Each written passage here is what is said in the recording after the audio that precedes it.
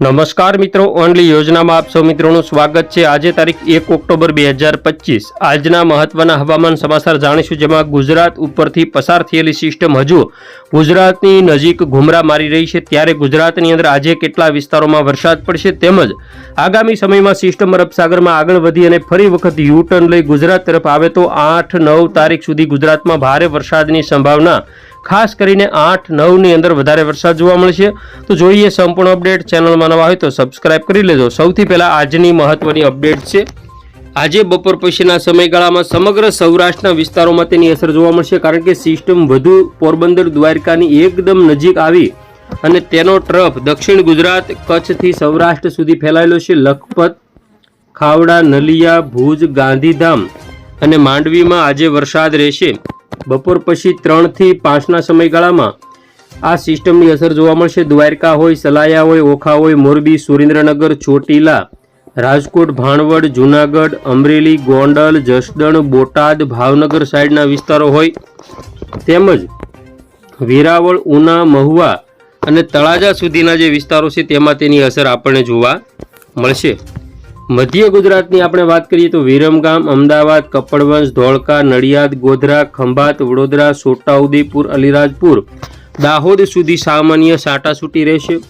દક્ષિણ ગુજરાતમાં ભરૂચ, રાજપીપળા, સુરત, તાપી તેમજ વલસાડ, નવસારી અને ડાંગ જિલ્લાના જે વિસ્તારો છે ભવનાથ, અંબોશી, વાપી, ખાડોલી, કપરાડા, વાની, આ તમામ વિસ્તારોમાં વરસાદ જોવા મળશે।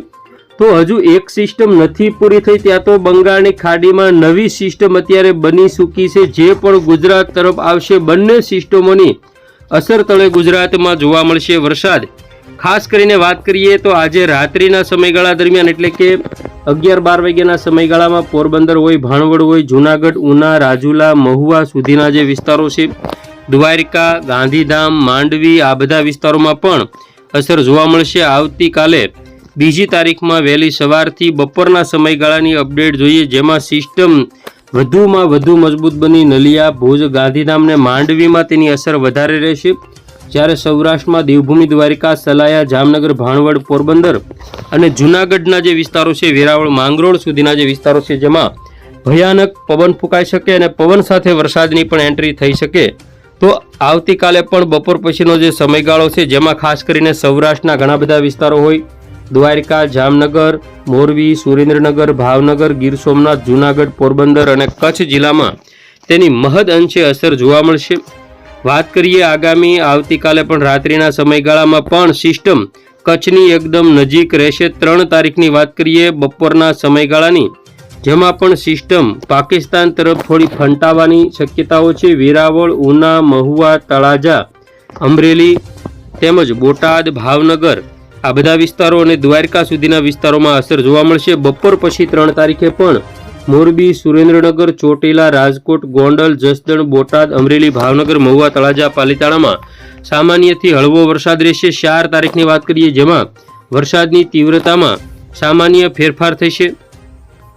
5 તારીખની આપણે વાત કરીએ તો 5 તારીખમાં ખાસ કરીને જામનગર સાઈડના વિસ્તારો હોય, રાજકોટ હોય, મોરબી હોય, સુરેન્દ્રનગર, બોટાદ, ભાવનગર, અમરેલી, ગીર સોમનાથ અને જૂનાગઢના કોઈ વિસ્તારો, જેમાં ખાસ કરીને મોરબી, સુરેન્દ્રનગર, ઉત્તર ગુજરાતના પણ કેટલાક વિસ્તારો છે, જેમાં વરસાદ 5 તારીખની અંદર જોવા મળશે, જેમાં વિરમગામ, દસાડાથી અમદાવાદ, ગાંધીનગરથી પ્રાંતિજ, મોડાસા, માલપુર, બાયડ, બાલાસિનોર તેમજ ઉત્તર ગુજરાત તરફ જઈએ તો પાટણ, સિદ્ધપુર, વડનગર, ઈડર, ખેડબ્રહ્મા, હિંમતનગર, મહેસાણા, સાણસમા, હારીજ, સાંતલપુર, રાધનપુર, આ બધા વિસ્તારોનો સમાવેશ થાય છે।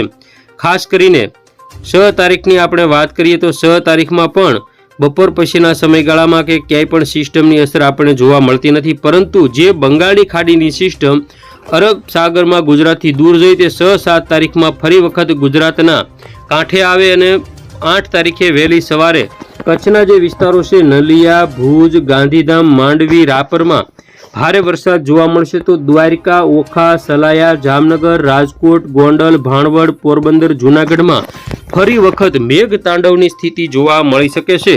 તો આ રીતે સિસ્ટમ ફરી પાછી વળવાના કારણે ગુજરાતના જે વિસ્તારો છે, જેમાં ભારે વરસાદની સંભાવના રહેલી છે। તો ખાસ કરીને આપણે વાત કરીએ તો આગામી સમયમાં 8 તારીખની અંદર આ રીતે સિસ્ટમ ગુજરાતની એકદમ નજીક આવી શકે છે।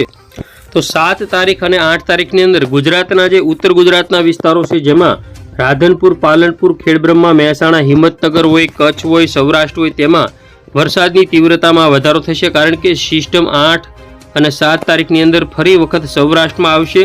આખા સૌરાષ્ટ્રની અંદર અને કચ્છની અંદર ફરી વખત 8 ઓક્ટોબરની અંદર વરસાદ જોવા મળશે. તેમજ ઉત્તર ગુજરાત હોય, મધ્ય ગુજરાત હોય, આ બધા વિસ્તારોમાં વરસાદ જોવા મળશે. 10 ઓક્ટોબર પછી વરસાદની શક્યતાઓ સાવ નહિવત ગણી શકાય, અથવા તો સામાન્ય છાંટાછૂટી ક્યાંક ભાગ્યે થઈ શકે. બાકી વરસાદ અત્યારે હાલ 10 ઓક્ટોબર સુધીની સંભાવના ગણવાની રહેશે. વાત કરીએ સિસ્ટમ અને પવનની ઝડપ.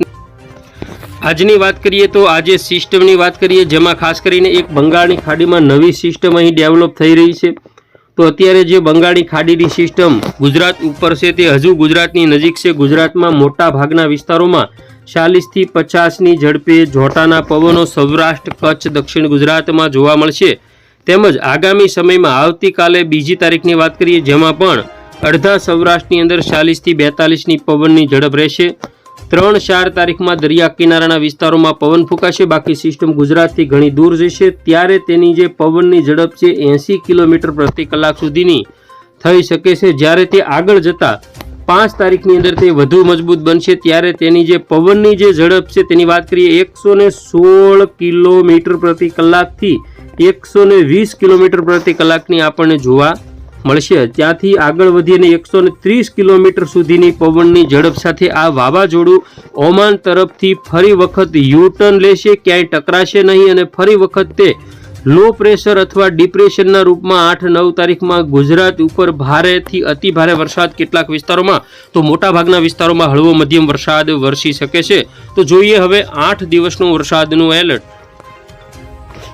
તો અત્યારે હાલ જે વરસાદની જે તીવ્રતા છે, જેમાં ખાસ કરીને કચ્છની અંદર વધારે, તેમજ અડધા સૌરાષ્ટ્રમાં એટલે કે જામનગર, દ્વારકા, પોરબંદર અને જૂનાગઢ તેમજ અરબ સાગરને જે સંલગ્ન જે જિલ્લાઓ છે જેની અંદર વરસાદની તીવ્રતા થોડી વધારે રહેશે. બાકી વરસાદમાં હવે થોડો ઘટાડો થશે, પરંતુ 8 તારીખ અને 9 તારીખની અંદર જે સિસ્ટમ પાછી ફરે છે તેના કારણે હજી અસમંજસતા ગણી શકાય, કારણ કે હજી કેટલો વરસાદ પડી શકે તેની ખાસ અપડેટ આપણે આપી ન શકીએ, પરંતુ આગામી સમયમાં તેની પૂરેપૂરી અપડેટ 5 તારીખ આજુબાજુ મળી શકે છે. તો ખેડૂત મિત્રો, આ હતા આજના મહત્વના હવામાન